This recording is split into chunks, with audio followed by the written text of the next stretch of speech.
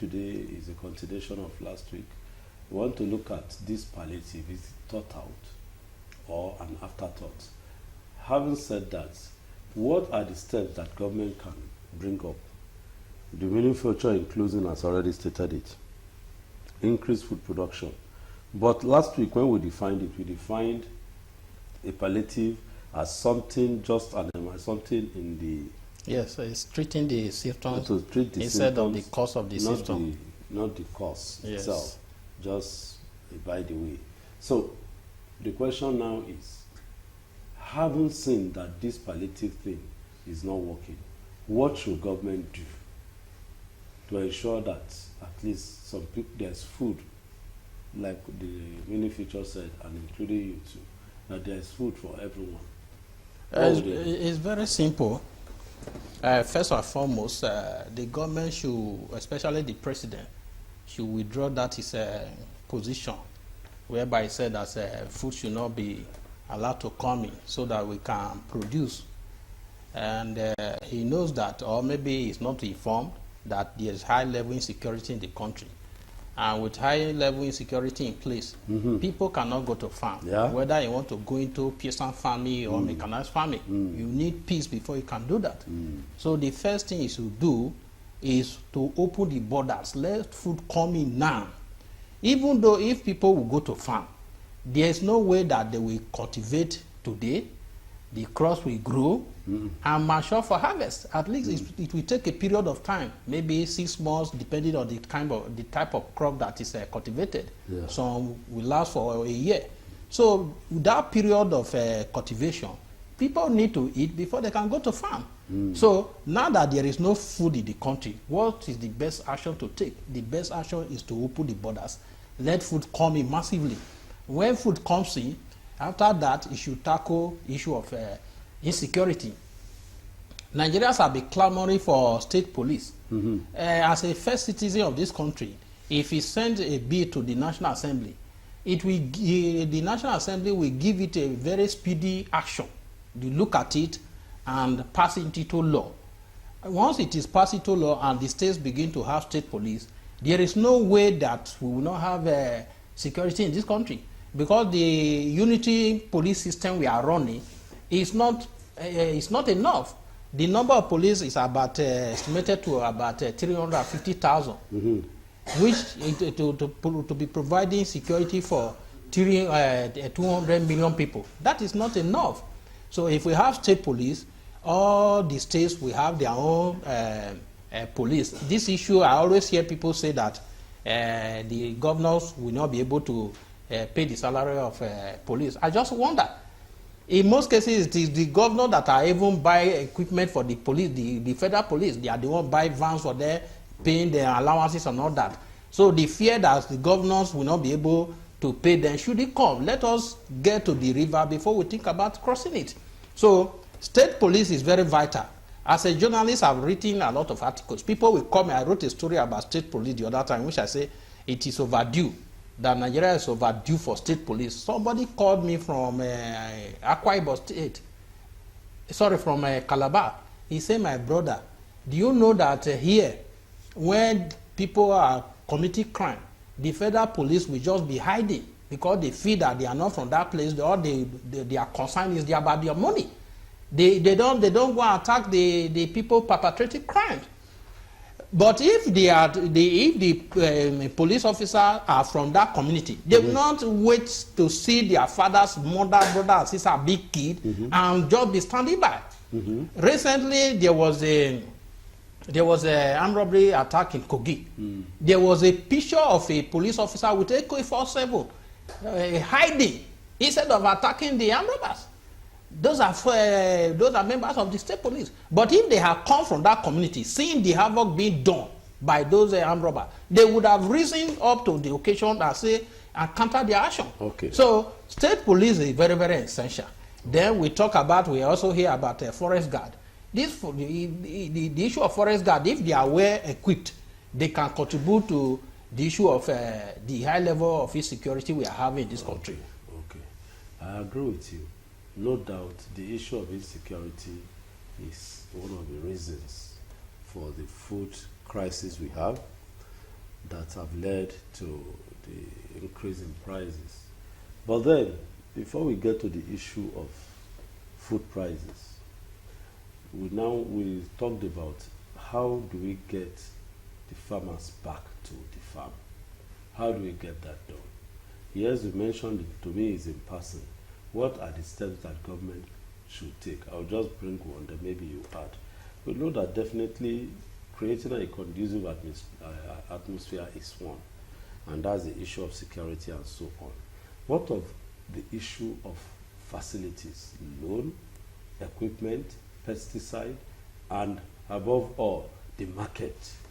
Is government doing anything in that regard, providing all these things? Because I want to know how, okay, whichever way, the issue is that in the old Western region, the late Premier Awolowo made provisions for these issues to the extent that the average Yoruba man wanted to be a farmer because the infrastructures were there.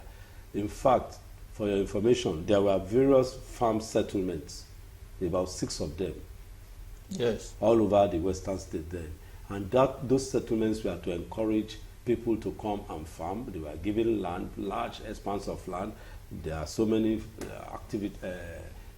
support activities yes. there. Is it possible that government will do that? Just as I normally tell you, I go around Nigeria and I know that Nigeria is a blessed country with a large number of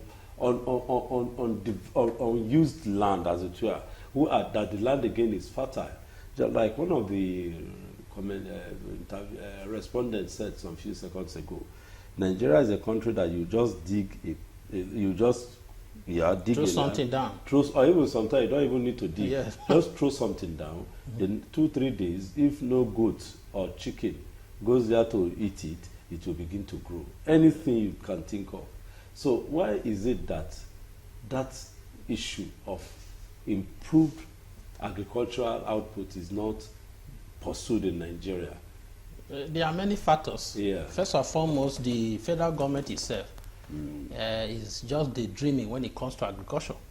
When we were growing up, during the time of the military government of Obasanjo introduced what we knew as Operation Feed the Nation at that time. And the federal government at that time had farms.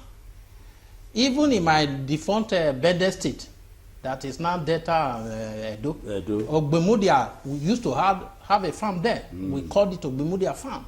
So the federal government at that time led by example. But today, the present government is not living by example. Where the federal government farm? Can't the federal government have a farm? If the federal government has a farm, that is a testament to the fact that it's serious. And people will emulate the government. But they are just using man to say, go to farm, but they don't want to have a farm. And to confirm what you said, I remember the federal government have lands all over. Yes. So what stops them from converting? Even apart from that, the Land Use Act is a law used by government to confiscate or to acquire land depending on how they see it. So why is government? That's another issue that we'll raise, maybe with the relevant authority.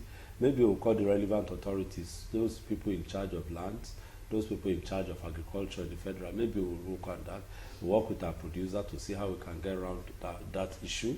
So that they come and tell us why we are going through this food crisis with the vast expanse of land we have in this country.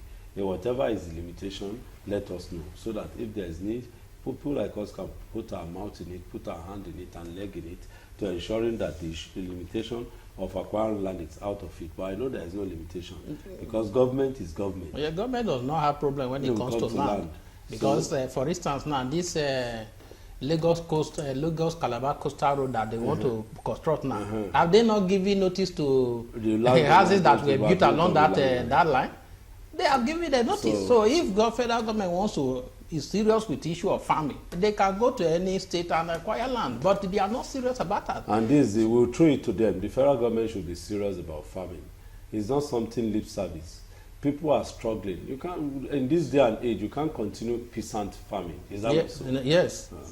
So it's mechanized farming that is the issue. So having said so, there are other factors like you mentioned before.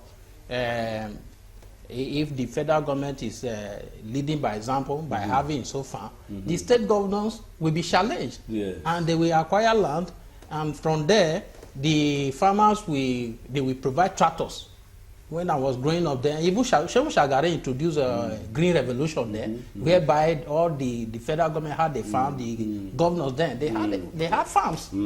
At that time, if you are a farmer, all you need to do is to go to your local government area to hire tractor at a very cheap amount of money. They will go and clear your farm for you. After doing that, they have other tractors that are till the ground. They till, then you hire laborer to go and plant for you. Yes, I remember that time, the Shagari tractors. I remember now. And of course, it did some magic because he brought in the Green Revolution. And I hope the Tinubu administration will copy either from the Obasanjo military government or the Shagari civilian government and begin to look at something. I want government to revamp this economy. And the only way they can do it is through production. If we can do self-food production, then definitely we'll be up the wood. Then we've talked about the tractors and all the equipment. What other things? Because it is not enough that government creates the enabling environment and the market is not there. What is it that government needs to do again along that? No, the market is there. A country of 200 million people, we have not been able to feed ourselves. If we are able to cultivate to feed ourselves, it is there you now begin to talk about export. Let us be able to feed ourselves first. Nigerians are hungry. I'm hungry. I don't hide it because I'm in Nigeria. I don't come to TV to begin to deceive myself. A bag of rice selling for 85,000. How many people can buy it? Except the money bags, those who are politicians who are not laboring for their own money, these are the ones that can boast of buying a bag of rice. And that is not the only food you eat. A plate of gari now, a plastic of 4-liter plastic of gari that used to sell 300 in 2050 is now 4,500. So how many of that will somebody buy? You talk about tomatoes. So the issue shouldn't even be about export now. It should be about for us to be able to feed ourselves. We should be able to feed ourselves first before we talk about export. And if we are be able to produce enough for export, then government will come into by building silos where they store the excess. Talking about silos, I remember during the Buhari regime, they were talking about silos and storage facility for the rice. I guess it was rice that they stocked up in Kano and they launched, and I guess after it was Abuja? Maybe Abuja. After the launching, that was all. There was nothing is heard till now about it. Can we say that sometimes government does all this propaganda, deceiving people and doing things make-believe, or it's reality? Or the second leg is that they know that they cannot deliver? Yeah, it was just propaganda at that time, because after the pyramid of rice we saw in Abuja at that time, we didn't see them in the reality. People said that they just put sand in a sack and heap them up. That is self-deception. Why should you deceive your citizen? The same thing happened in Lagos here. You know, in 2015, immediately somebody came to power. We were told that they had a league with Kebbi State, whereby they talked about Lake rice, Lagos Kebbi rice. I moved around, I couldn't find any of the rice. But their pay agent said that they were buying the rice everywhere. There I was wondering, why am I not in Lagos? Where are they selling this rice? So, and all of a sudden, after that propaganda, we didn't see the rice. We didn't see the rice. And we didn't see anything in the warehouse. So what happened? And there's still Lagos, and there's still Kebbi. Yes. And the combination of the first two words is lake. Yes. So what happened? And I know that there is Lake Chad, and there are other lakes even within Nigeria. So what's happening to their lake rice? And now I'm taking it more seriously. What is it that normally makes government project to now become history? It just immediately they set them up, or most of them are not genuine. Most of them are propaganda. Because if they are genuine, they will remain. You talk about Obafemi's farm settlement. The 9-4, when we are coming from Benin, it's still there now. It's still there, but there are trees there now because there's no continuity. But you can still see that there was a place where there was farming before, so they don't hide it. But when it is a propaganda project, you will not see it. That's why we are not seeing them.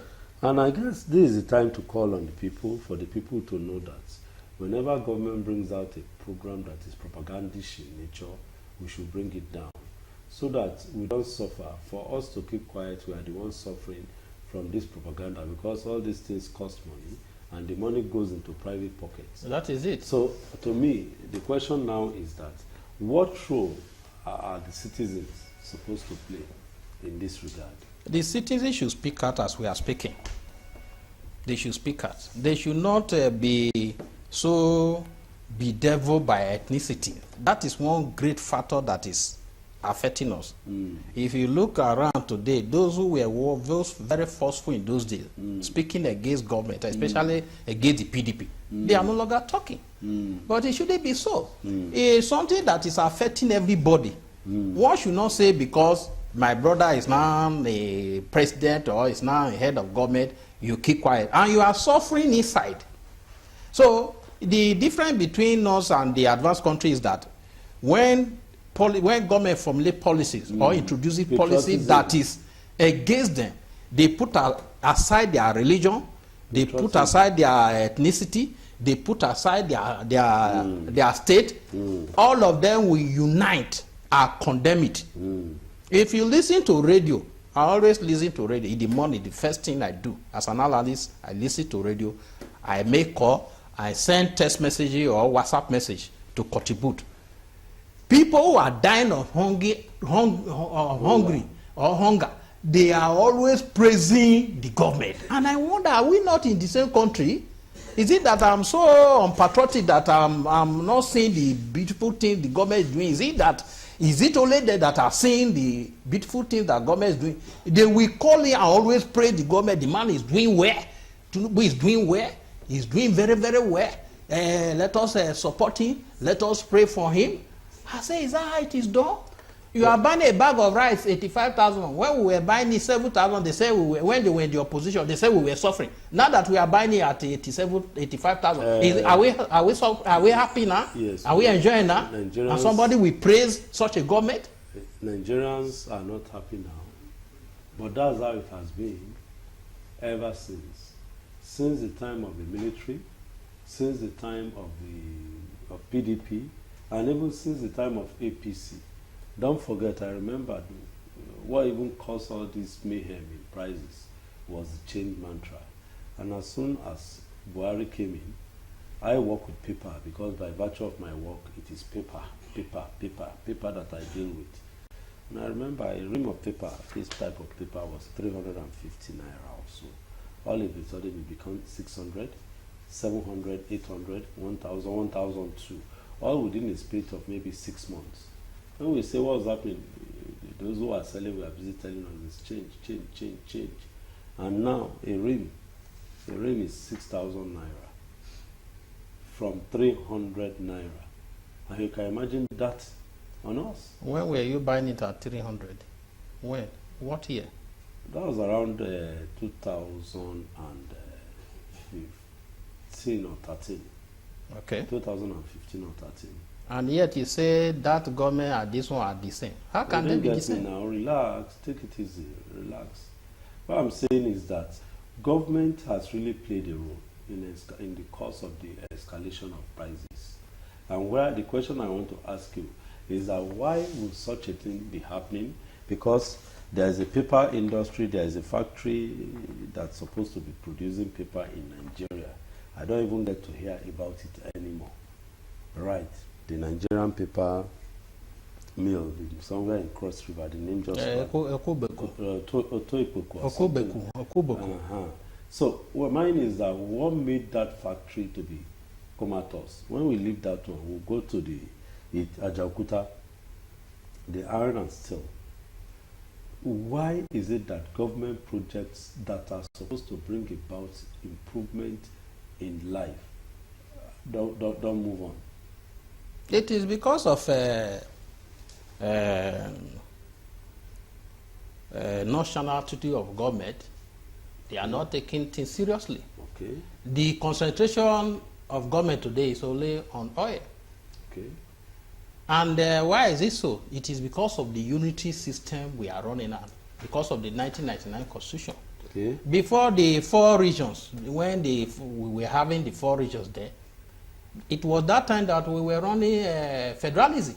What we have today is it's no federalism, it's unity system. At that time, you generate your revenue, you pay a portion of it to the federal government. That was why Awolowo of blessed memory was able to use the cocoa money to give free education to give free education to people in the southwest. Okay. Then the southeast were able to use money that was coming from palm oil.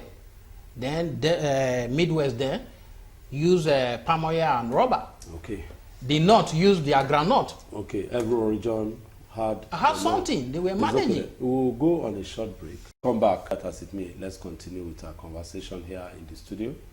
And I still have with me our guest, Mr. Victor Anya, who is a public affairs analyst. And he has been doing a good job dealing with the topics. And what we want to look at now is the way forward, because we are on the home stretch. How can government now treat the pain, what do we call it now? The main issue. Yeah, the cause of the pain. The cause of the pain, not the reason, or not the palliative. Not the palliative, not the symptom now. We want government not to bring palliative, but indeed give us food security, yes, real security, and above all, a better life. Don't forget, there was a woman who was around some time ago, gave us a better life as it were, but unfortunately to me, the better life was her own life, which was better, from the wife of an ordinary soldier to the wife of a president. Then, of course, she brought some people around her, and they began to run around the country telling us that they are making life better for us. At the end of the day, it was another story. Yes. But this time around, we want real. We want to see it real, and it's possible. It is possible. It's possible because of the enormous wealth in this country that God has endowed us with. Yeah. When we look at the various sectors, there is hardly any sector. Is it football? Nigeria can make a lot of money from football. Yes. Is it from athletics? Is it from table tennis? I want to look at the sports. The javelin, is it boxing? Is it table tennis? Is it basketball? We have a whole lot, even from the sports angle, that Nigeria can make money. In other countries of the world, they pick one of these items that they are better in, and they make money. Is it long distance? People come from all over the world to watch these long distance people. That's true. And of course, for you to know that some people will just from the stretch. Comrade, are you there now? I am. I've been here I can't pick him for some time. Anyway, when he's come, I'll introduce him. From the stretch, you see some people on the street ordinarily. If you see the way they drive, particularly on Nigerian roads, see now the new third mainland bridge that has not been commissioned. People have started overspeeding to killing themselves. Yeah. And of course, that one can be that route. We can turn it into a motor rally, so that people will begin to look at it, pay money. Tourists will come from all over the world. Where I'm going is that there are so many ideas that can make money in this country, not just depending on oil. What we have been doing is running a lazy man's economy. So what is it that government should do? Because or is it about hands? Because maybe sometimes they just put lazy people who have no pedigree, no idea of what to do. They put them there. They give them funds every day. What they are looking at is the vote, the money from the federal purse. They are not creative enough to now sustain that project. Yes, I think it's a very simple matter if we are serious with ourselves and also honest. The federal government have to ensure that there is stable power supply, electricity. If there is stable power supply in this country, if we have about 10,000 megawatts of electricity, and we are able to get about 18 hours daily, industry will flourish. Those companies that are running away, they will come back. Because without power, there's no company can function. And that is why all over the world, government subsidize power. Government subsidize power. My last article where I asked a question is subsidy a bad economic policy? I quoted America, I quoted Russia, I quoted different countries. On yearly basis, the amount they spend of power to subsidize it. Not only power, they subsidize the country. Yes, because why I'm emphasizing power is because with power, industry will function. With power, industry will function. Other countries, they subsidize education. That's why some of our people who are fortunate, they got a scholarship. They are studying abroad. They subsidize health because when people are healthy, they become productive. If people are sick, they cannot be productive. So the issue of saying that you are removing subsidy from everything makes the government makes us to know that those who are in power, they don't know why they are there. They remove subsidy. We are still grappling with it. We have not even settled down. They are increasing the price of electricity from 66 to 226 naira per kilowatts. No country does that. That means you want to crumble the economy completely. So the government should ensure that there is stable power supply. And this issue of revenue sharing without creation of wealth should stop. This I was talking about the 4 regions there, the North, West, East, and Midwest. At that time, we were operating through federalism. Not that it was because of region, no. If you bring this unity system to those regions, they wouldn't have been able to perform. Every one of them, all the regions were creating wealth and paying a portion of it to the federal government. But today, the constitution says whether you work or not, at the end of the day, you are entitled to oil money. Oil money. How can such a country grow? Money. Those who have cocoa, they abandon it. Those who have granite, they abandon it. Those who have palm oil and rubber, they abandon it, waiting for only oil money.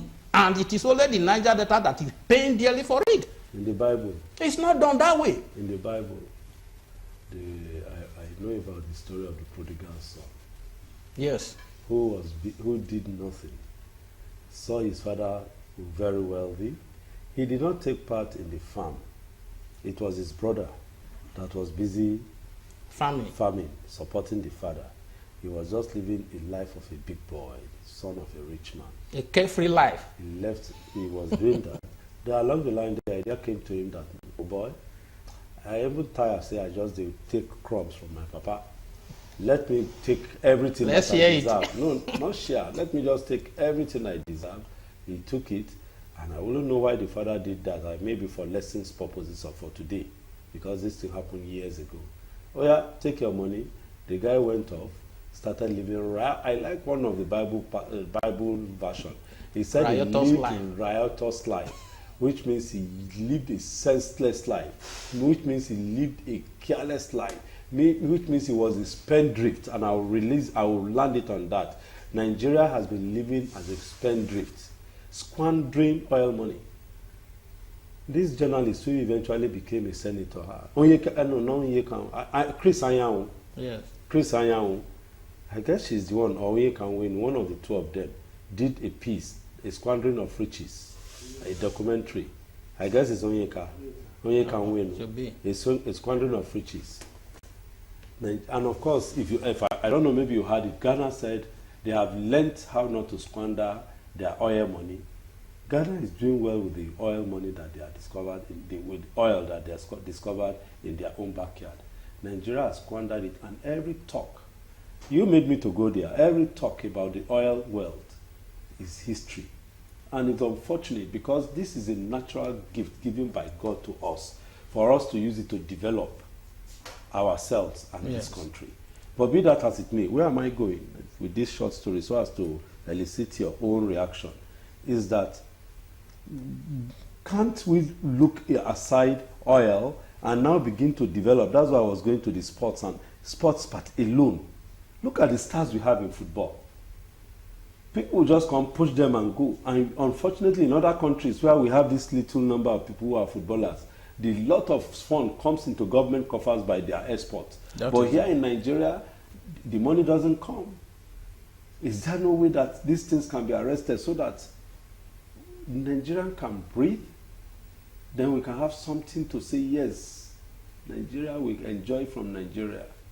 I don't know about you. I have never enjoyed the benefit of being in Nigeria. Likewise myself. So how can we? That Nigeria will do something for us, Nigeria will do something for its citizens. Because by virtue of Section 14, the welfare, let's even leave the security, the welfare of the people. So in what area is government presenting and carrying out welfare for the people? I've not seen any. I've not seen any. But the praise singer will always praise them, you know. So what the government is supposed to do is to ensure that they carry out their responsibility. And we, the citizens, have a role to play too. When they are doing wrong, we condemn them, not just praise singer. When Buhari was there, they were all praising him. Members of party said that he was doing very well. They have started with Tinubu now. They say he's doing very well. He took a bold step when companies are folding up. They say somebody took a bold step.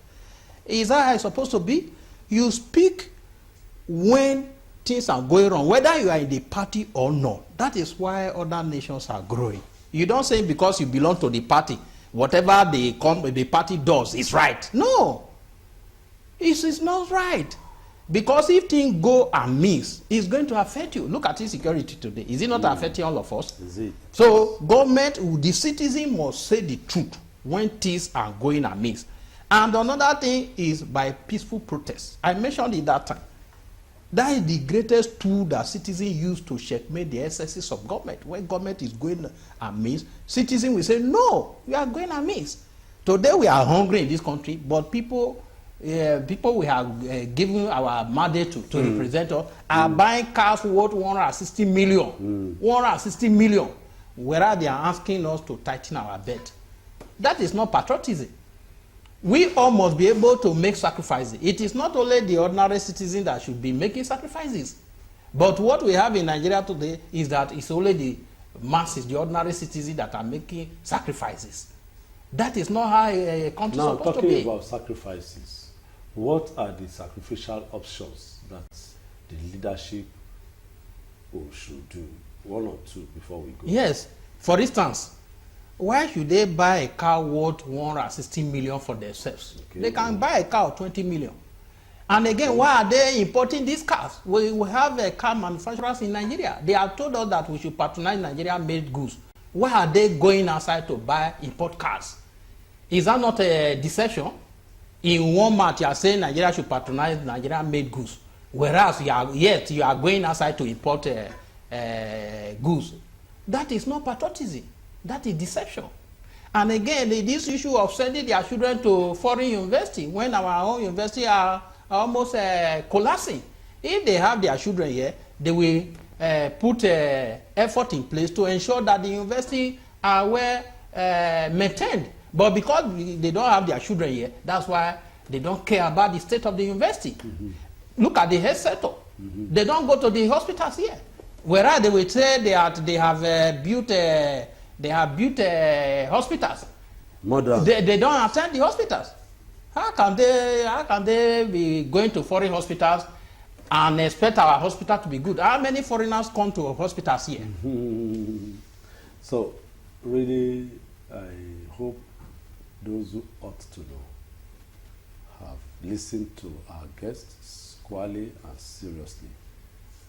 To us, we want this thing to be shared. This topic was deliberately repeated when some people called to let us know. And we want it to be shared until it gets to Bola Tinubu. We expect that as a man of the people, he should do something fast to save Nigerians from dying. We will remember you for taking a proactive step, of which you are. You are a proactive person, a progressive. We want you to be very, very up and doing. We don't want things to get out of hand before we start doing a damage control.